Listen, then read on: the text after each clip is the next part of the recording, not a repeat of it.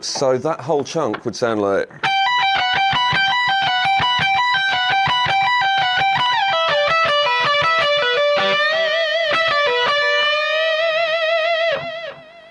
All right, now there's a little picking addendum at the end of that.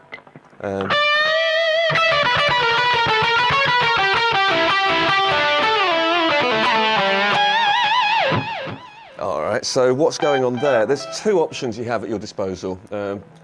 If you're a fond bluffer, what you might want to do is to take that shape there, which is basically the blues scale we all know and love with that extra blue note added in. And then just flail frantically. That might sound close enough to you, but if you want the actual notes from the recording, I make it this. First beat, you do nothing for two notes, and then 12 on the E, and then 15, 12, 15 on the B. All right, next group of 6 notes would be... So that's going from the 12 on the B to the 15 on the G, and then do it again. And then 14th fret on the G up to the 15th. So far we've got 3 and 4 and... Okay, so next half of that bar, you start off with kind of surprising Dorian sounding note there. So it's 12, 14 and 12 on the G string. And then on the G string, 15, 12, 15.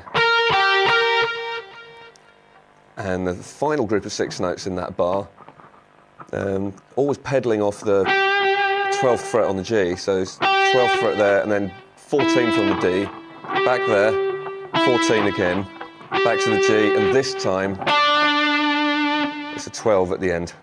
So that whole bar again, with some concept of rhythm in there, it would be 3 and 4 and 1.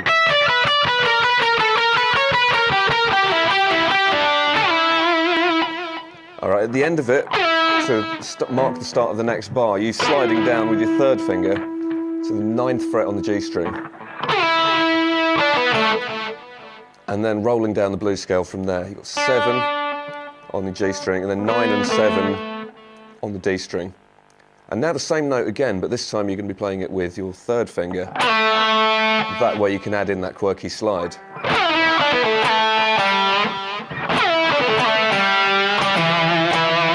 And at the end, just this simple melody, which is just 2 notes, the 5th fret on the D string and the 7th fret on the A string. Okay, there's one more section we need to deal with, and then the distorted solo is all done and dusted, and we can get back to playing octave for the clean sound again. Unfortunately, this is one of the trickiest parts of the whole solo, so let's go really slowly here. What you need is that kind of shape there. Basically what you have to do here is think about pairs of strings, playing a simple arpeggio shape and then moving it up diatonically until you run out of neck. So what we're doing there is 7th fret on the E string, hammering onto the 10, pulling off, and then going 8, 7, 8 on the B string. And now we're going to climb up the neck doing that, but moving the notes around slightly so that every note is still part of the right scale. So that's your first shape. Your second shape, a little more stretched. It's kind of 8th fret and 12th fret on the E string, 8th and 10th fret on the B string. And then you can move that shape up 2 frets. And now you'd move up to the 12th fret, and that's the same as the first shape we did. Now we've got this one. This is the hardest one of the lot. 14, 17, 14. And then on the B string, 15, and even though your index finger really wants to play a 14th fret, don't let it. It's a 13th. And after that shape, that's like the stretched one that we did earlier. 15th and 19th on the E, 15th and 17th on the B. So the idea with that section is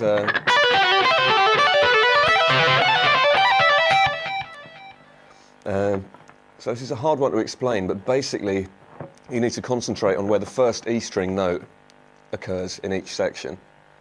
So if I try and count you through that and play it slowly, maybe the rhythm will reveal itself.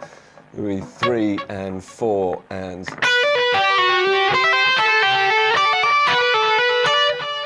So if you just pay attention to where that first note is, it would be a...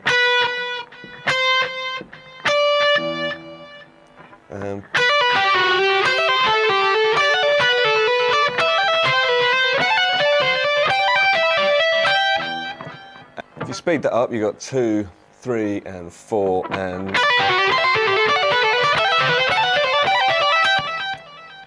Okay, so if you've practiced that one basic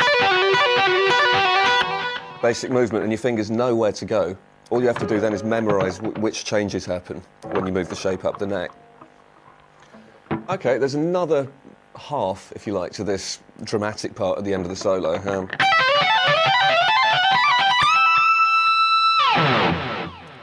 And what we're doing there, this is actually a little bit easier, I think. We're just moving triads up here, so we'd start with this one.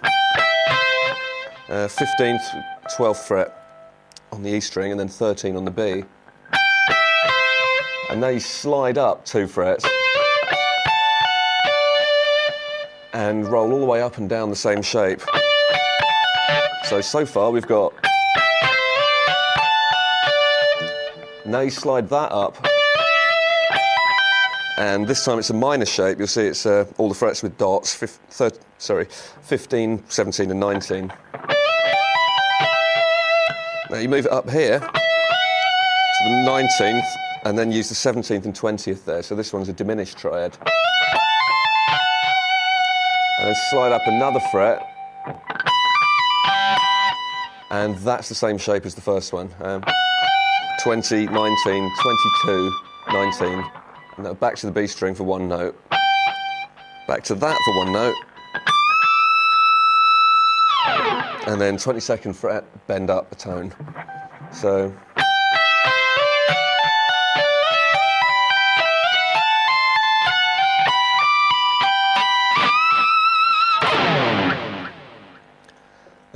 Having examined the notes really closely on the record, it seems to me like Steve Vai himself is actually deliberately letting go and sort of losing control in this moment. So it starts out like that.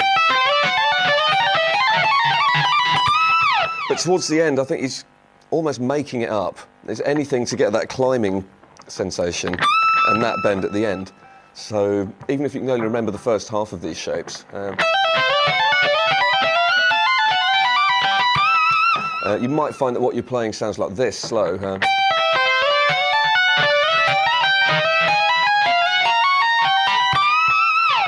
And it won't really matter that much when you speed it up. This isn't true of all the other licks elsewhere in the song, but here it's deliberately trying to let go a little bit, sound a little bit scruffy.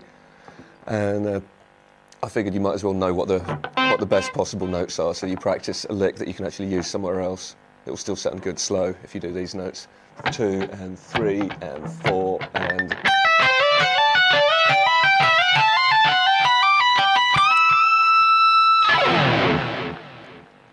Okay, you can save the battery in your fuzz box now. We won't be needing it anymore.